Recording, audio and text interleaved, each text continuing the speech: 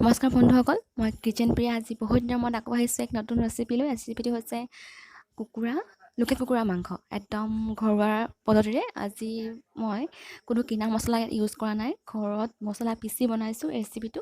আৰু কিছুমান মই সৰু সৰু টিক্স ইউজ কৰিছোঁ এই মাংসটো বনাওঁতে। খাবলৈ সেইকাৰণে বস্তুটো অলপ বেলেগ ধৰণৰ হ'ব। তো ঘৰত সকলোৱে এবাৰ ট্ৰাই কৰি চাব, ভিডিঅ'টো সকলোৱে একেলগে চাব। আৰু এই মাংসটোৰ ৰেচিপিটো খাই বেছি ভাল লাগিব বিৰিয়ানীৰ সৈতে বা পোলাওৰ সৈতে। তো ভিডিঅ'টো যে চাওঁ আহক। প্ৰথমতে ইয়াত লৈছোঁ মই লোকেল কুকুৰা মাংস প্ৰায় 1 কেজি। এতিয়া মই ইয়াত মছলা হিচাপে লৈছোঁ, কেঁচা মছলা হিচাপে লৈছোঁ মই পিঁয়াজ, দুটা ডাঙৰ ডাঙৰ পিঁয়াজ কাটি লৈছোঁ মই এইফালে লৈছোঁ মই জলকীয়া, এইফালে লৈছোঁ মই আলু, এইফালে লৈছোঁ মই আদা আৰু ৰচুন। এতিয়া প্ৰথমতে মই কেৰাহীত আপোনাৰ চফ গুটি আৰু জলকীয়া দি দিছোঁ, আৰু এইফালে মই জিৰা দিছোঁ প্ৰায় 2 চামুচ জোখৰ। এইখিনি ভালকৈ মই ফ্ৰাই কৰিম কেৰাহীত। আৰু মই ইয়াত চফ গুটি দিছোঁ প্ৰায় 2 চামুচ, চফ গুটি 2 চামুচ দিছোঁ, আৰু মই জিৰাও 2 চামুচ দিছোঁ, ডাঙৰ ডাঙৰ জিৰা, মানে গোটা জিৰা। আৰু এইখিনি ভালকৈ ফ্ৰাই কৰি পিনে এইখিনি মই মিক্সিত সহায়ত পিচি ল'ম, পেষ্ট কৰি ল'ম। কিন্তু ঘৰত যদি কাৰোবাৰ মিক্সি হয় তেনেহ'লে আপোনালোকে পাততো পিচি ল'ব পাৰিব। আৰু এই মছলাবোৰ এনেকৈ বনাই পেলাই আপোনালোকে থৈ দিব পাৰে, শেষত যিকোনো তৰকাৰীৰ লগত দি খাবলৈও যথেষ্ট ভাল লগা হয়। এতিয়া এইফালে মই কেঁচা মছলা যিখিনি আছিলে আমাৰ পিঁয়াজ, আদা, নহৰু, জলকীয়া, এইখিনি মই পেষ্ট কৰি ল'ম ভাল ধৰণে। আৰু গোটা পিঁয়াজ আৰু কেইটামান নহৰু মই এক্সট্ৰাকৈ থৈ দিম, সেইটো শেষত ইউজ কৰিম। সেইখিনি মই এতিয়া ইউজ নকৰোঁ। এয়া চব অলৰেডি মই জলকীয়া, আদা, নহৰু পেষ্ট কৰি এতিয়া মই শেষত পিঁয়াজখিনি দি দিম ইয়াত পেষ্ট কৰিবলৈ। সকলোখিনি মছলা ভালদৰে পেষ্ট কৰা হৈ যাব। এতিয়া এয়া সকলোখিনি মছলা ভালদৰে পেষ্ট কৰা এতিয়া হৈ গ'ল। এতিয়া কেৰাহীত বহাব লাগে আৰু লাহেকৈ। এতিয়া কেৰাহী বহোৱাৰ আগতে মাংসখিনিত আমি আদা, নহৰু, জিৰা, আকৌ চফ গুটিৰ পেষ্ট, হালধি, নিমখ, লগতে সৰহকৈ কেঁচা মিঠাতেল দি পিনে ভালখিনি সানি ল'ম।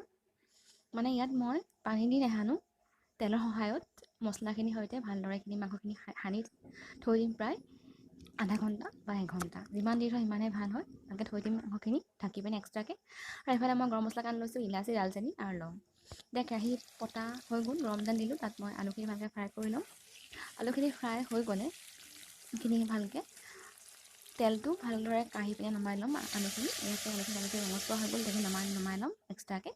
এতিয়া যিখিনি মই কৈছিলোঁ নহয় টিক্স এটা আছে বুলি, এই বিলাহীখিনি কাটি পিনে ফ্ৰাই কৰিম। আমি আনকালে মাংসৰ লগত বিলাহী দিওঁ, কিন্তু আজি এক্সট্ৰাকৈ বিলাহীখিনি ফ্ৰাই কৰিম। যেতিয়া বিলাহীখিনি গলি যাব সম্পূৰ্ণভাৱে, তেতিয়া মই বিলাহীখিনি নমাই থৈ দিম। মানে এইটো এটা ইউনিক ধৰক টিক্স। ইয়াত আলু ফ্ৰাই হৈ গ'ল, বিলাহী ফ্ৰাই হৈ গ'ল। এতিয়া মই যিখিনি প্ৰায় 1 ঘণ্টাত তিয়াই থোৱা মাংসখিনি এতিয়া মই গৰম কেৰাহীত আৰু অলপমান তেল দি পিনে এই মাংসখিনি ইয়াত দি দিম।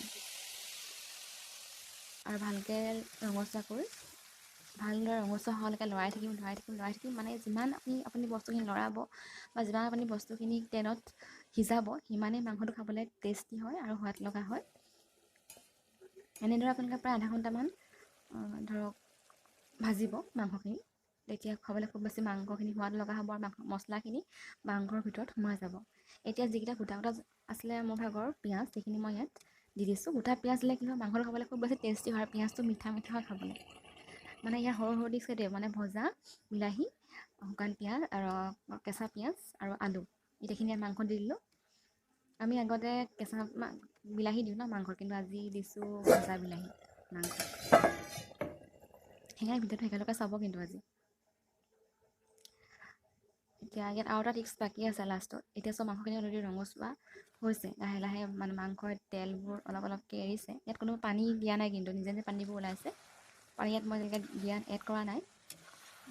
শেষত লাগিলে পানী এড কৰিম, কিন্তু ইয়াত পানী পটককৈ এড নকৰোঁ এতিয়া বৰ্তমান।